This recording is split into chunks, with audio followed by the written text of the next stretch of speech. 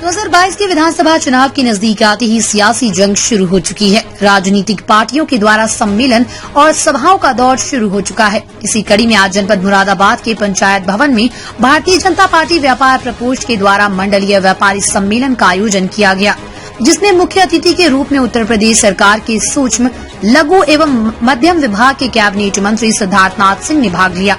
कार्यक्रम में मंच से कैबिनेट मंत्री सिद्धार्थनाथ सिंह ने उत्तर प्रदेश की भाजपा सरकार ने कई योजनाएं चलाई हैं। भाजपा सरकार में व्यापारियों का विकास हो रहा है। अकेले जनपद मुरादाबाद में ही पिछले 4.5 साल में 4000 से अधिक नई औद्योगिक इकाइयां शुरू की गई। हजारों लोगों को रोजगार मिला है। जनपद में 3150 लाख रुपए का लोन देकर रोजगार पैदा किया गया। सबका साथ, सबका विकास और सबका विश्वास की नीयत से काम करने वाली भाजपा सरकार के द्वारा पूर्वांचल में बुंदेलखंड एक्सप्रेसवे और ललितपुर में 1000 एकड़ में फार्मास्यूटिकल्स पार्क और ललितपुर में इंटरनेशनल एयरपोर्ट बनाने के कार्य चल रहे हैं। वहीं उन्होंने ये भी बताया कि योगी जी की नीति है, कहीं गलत हुआ तो स्वीकार करेंगे, लेकिन कहीं भी गलत नहीं होने देंगे। उज्जवल श्रीवास्तव की रिपोर्ट। जो है वो युवाओं को रोजगार नहीं देना चाह रही है, इसलिए उसी ने ये पेपर टीईटी का आउट कराया। अखिलेश जी भूल जाते हैं कि आपके यहाँ तो ये इंडस्ट्री चल रही थी, उस इंडस्ट्री के जितने तार हैं हम एक के बाद एक खींचते जा रहे हैं। और आपकी क्या नीति होती थी टेट के एग्जाम में कि कोई पकड़ा नहीं, उसको पकड़ने का काम नहीं करते थे आप। षड्यंत्र और संयोजित तरीके से आप पेपर को लीक और उसके अंदर पूरा का पूरा कार्य करते थे, जिससे कि मुनाफा भी हो और आपके लोग एडजस्ट भी हो जाएं, जो लोक सेवा आयोग के माध्यम से या दूसरे माध्यम से होता है, वहां पे एग्जाम होते हैं। हमारी नीति क्या है योगी जी की कि कहीं गलत हुआ है स्वीकार करेंगे, लेकिन जो मेरिट है उसको दरकिरार नहीं करेंगे। तो हम मेरिट को भी ध्यान के देखते हैं और जो नीति है और नियत उसको भी साफ रखते हैं। उन्होंने ये भी कहा है कि वहाँ जनता, बुंदेलखंड की जनता जो है गरीब है, नौकरी देने के बजाय छीनने का काम किया है भाजपा ने, क्या कहेंगे? वो तो अखिलेश जी को जवाब देना चाहिए कि आपके पिताजी रहे, आप रहे और आपकी बुआ रही, बुंदेलखंड की अनदेखी क्यों होती रही हमेशा? तो उसका जवाब तो वो ही देंगे। हम तो वहाँ पे बुंदेलखंड एक्सप्रेसवे लेकर आ रहे हैं।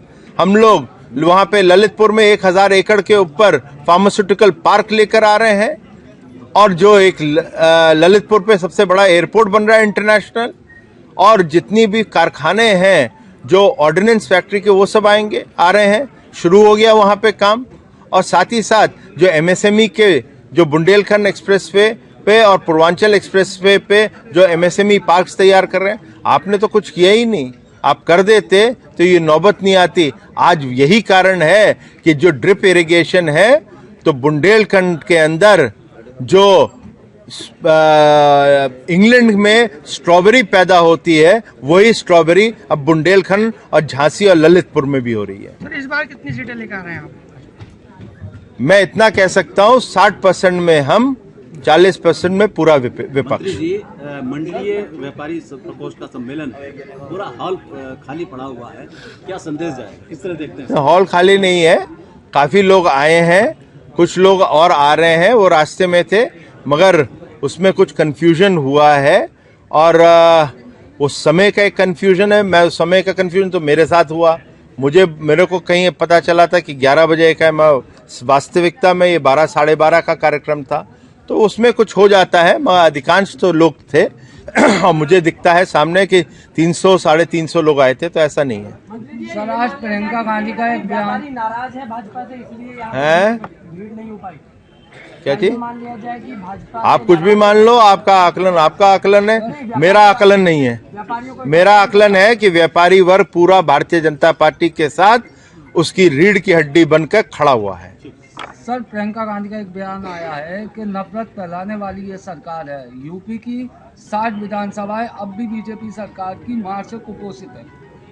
ऐसा है, जो प्रियंका वाड्रा जो हैं, उनकी जो एक दृष्टिकोण है ना, वो एक बराबर नहीं है।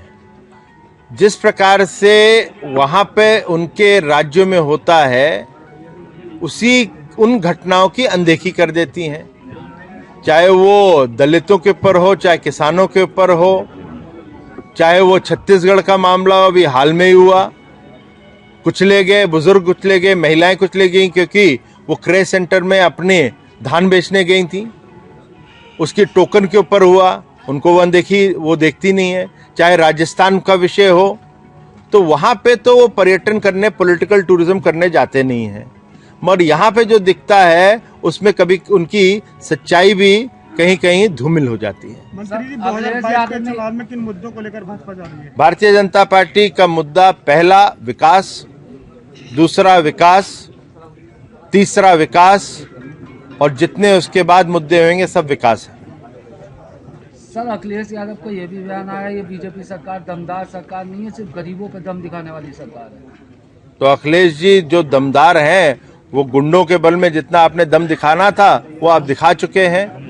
आज जो गरीबों को, चाहे वो उनको पट्टे हो, गरीबों को, उन लोग को जो प्रधानमंत्री आवास योजना हो, जिनको गरीबों को शौचालय हो, गरीबों को राशन मुफ्त में दिया जा रहा है, गरीबों को वैक्सीन कोरोना की मुफ्त में दी जा रही है, गरीबों को आयुष्मान भारत के तहत योजना में उनको स्वास्थ्य बीमा दिया जा रहा है, और मनरेगा के तहत गरीबों को सबसे अधिक पूरे देश के अंदर सबसे ज्यादा काम दिया जा रहा है, तो उत्तर प्रदेश में दिया जा रहा है। तो ये खुद ही बता दे कि आप गरीबों पे, उन पे बुलडोजर आप चला रहे थे या आपके जो लुटेरे हैं उन पे हम बुलडोजर चला रहे हैं। अखिलेश यादव ने ट्वीट किया है, उन्होंने फूलन देवी को लेकर भाजपा को घेरा है। उन्होंने कहा है कि निषाद समाज का वो अपमान कर रहे हैं भाजपा, क्योंकि फूलन देवी को डकैत बताया जा रहा है। ऐसा है, जो अखिलेश यादव जी हैं बहुत नाराज हैं।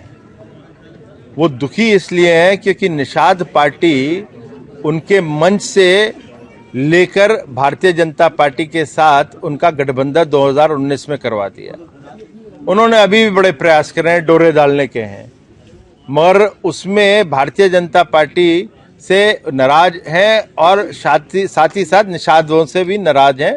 मगर निषादों के ऊपर, उनके ऊपर किस प्रकार से अत्याचार हो, उनका उत्पीड़न हो, ये समाजवादी पार्टी का चाल चरित्र चेहरा रह चुका है, जिस कारण निषाद समाज जो है वो भारतीय जनता पार्टी के साथ